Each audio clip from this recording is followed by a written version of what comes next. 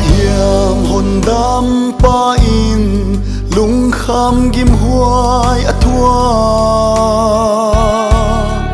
amel lung dam huai mu nuam pheng it na si san luanga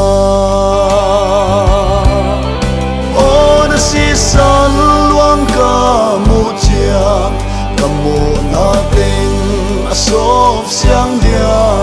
lung kham mang ba ta be ta ding o na si san luanga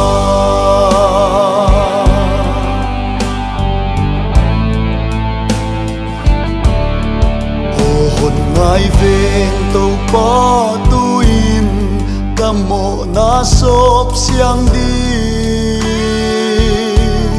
sim leya so nang ma lâu nga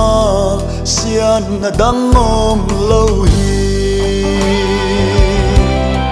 o na si san luang ka mu chiang kamo na teng asop siang dia lung kham mang ba ta be ta ding o na si san luang a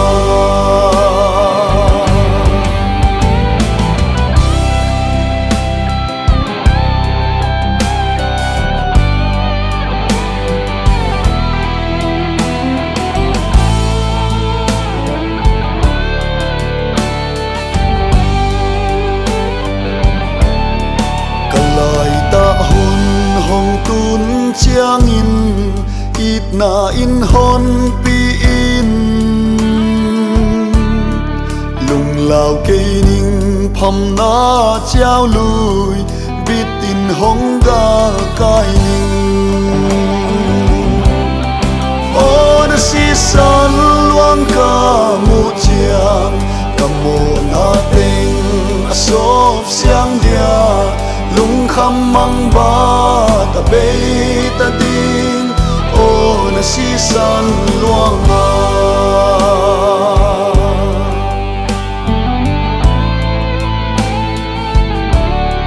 tuan lui quam ga kong kai chiang in thăng van angel te to phai phuleng le sem gwa luang ging phát na dai non lâu đi o na si san luang ka mu chiang kamo na teng asop siang dia lung kham mang ba ta be ta ding o na si san luang a